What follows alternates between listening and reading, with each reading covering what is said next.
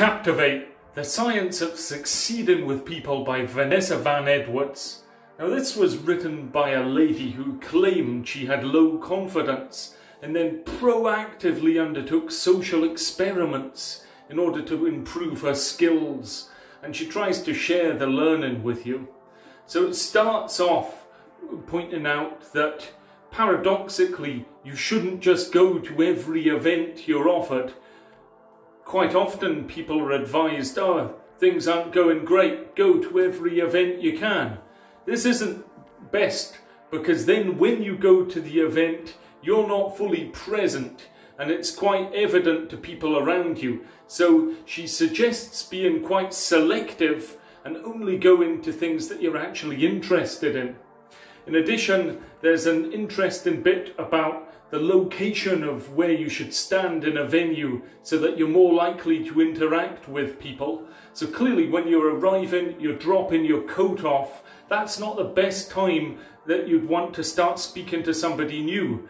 Suggest the best time is when you've just got your drink from the bar and people are more likely to be up for a conversation then.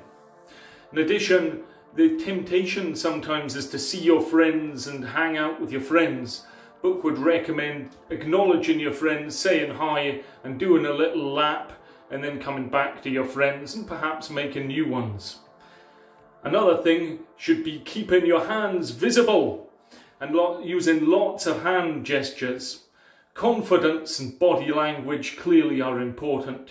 Now, this book advocates against small talk and says instead, big talk.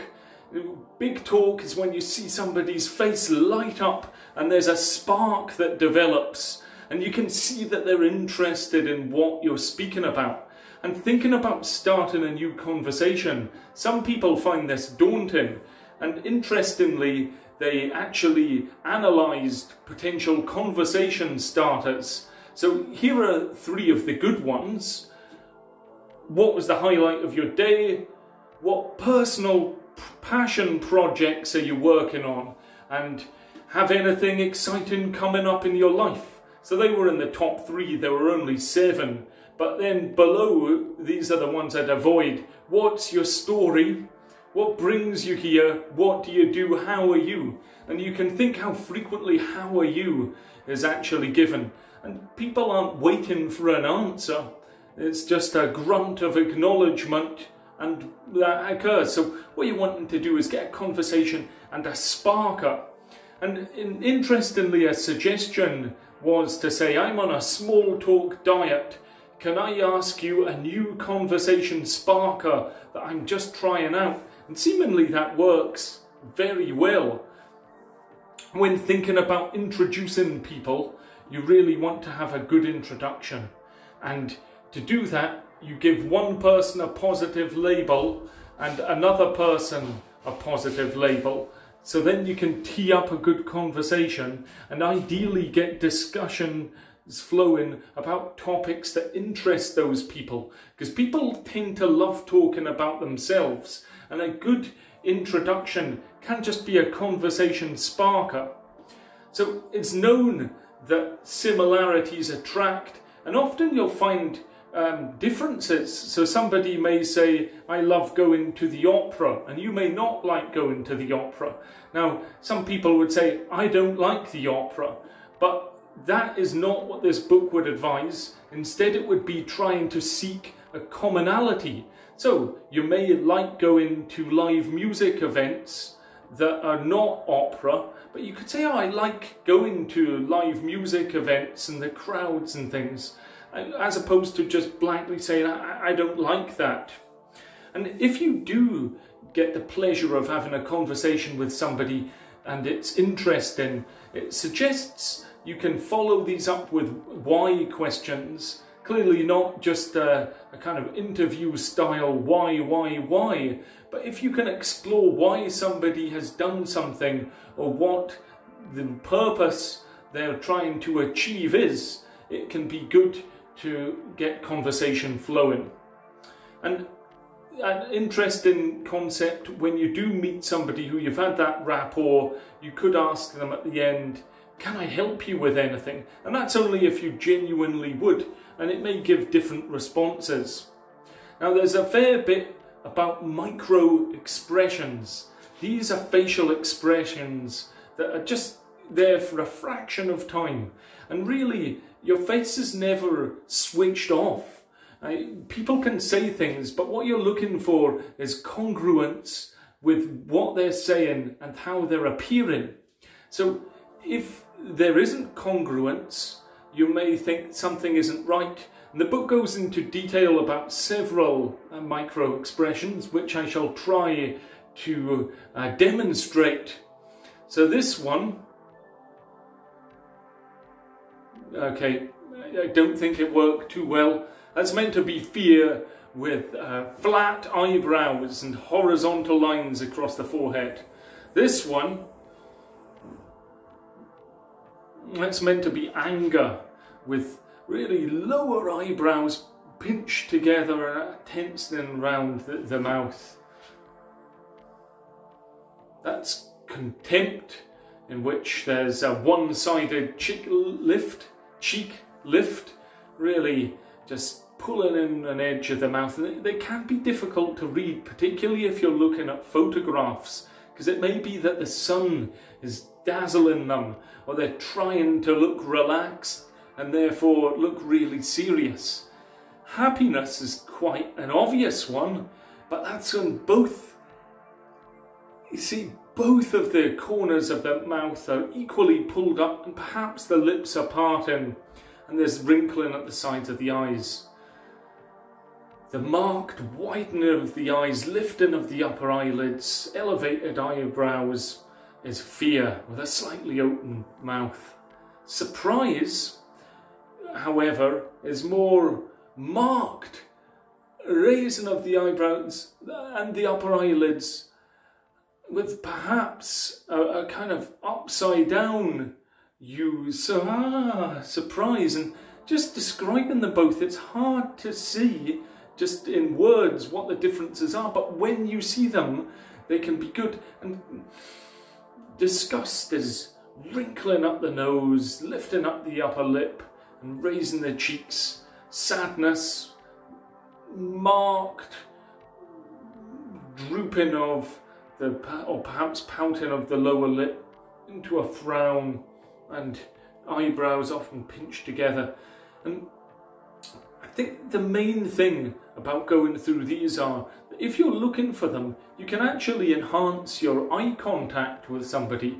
We do know that eye contact is very important when establishing rapport. So if you're looking for micro expressions, you're also then going to be often providing better eye contact. Now, the book mentions different personality traits, and it has a mnemonic ocean: openness, conscientiousness, extroversion, agreeableness, and neuroticism. And really, if you watch how somebody behaves and have some purposeful questions, you can gauge how their personality is. So for example, if you're open, you could ask about big holidays coming up, or I've just tried something for the first time, have you ever done that? Tried any new restaurants lately? Clearly it's in the context, all restaurants being shut at present due to coronavirus lockdown. Conscientiousness, equally you can measure by saying, what are your big projects? What's your plan to deliver? Extroversion, you could just ask them about who they know, what their plans are for the weekend. You could readily tell perhaps an extrovert's plans to an introvert's plans. Also, people have dominant languages in terms of how they speak. So some people have words of affirmation in which they're given and often would like to receive praise and love back, physical touch, quality time, acts of service and gifts.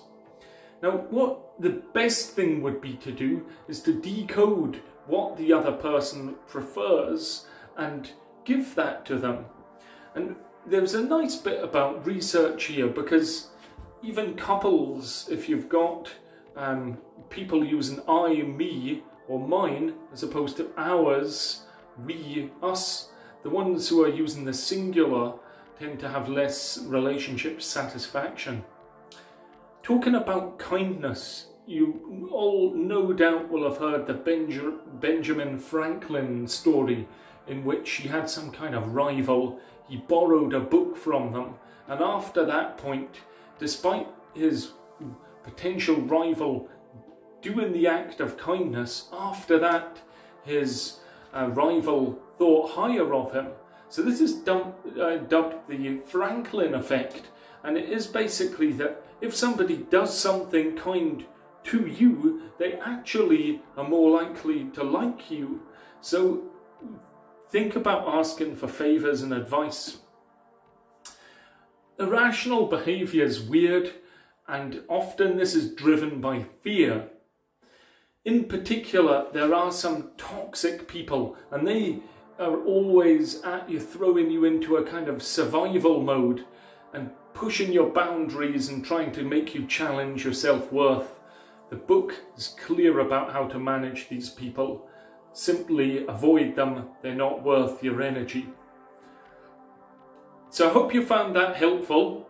I'm going to quickly go through the 14 hacks. 1, have a social game plan, and that's when to say no if you're thinking that you're going to survive a situation, instead you're going to thrive in situations. 2, a triple threat, when you show up with trusting, confident body language, you inspire others to actually be more trusting with you.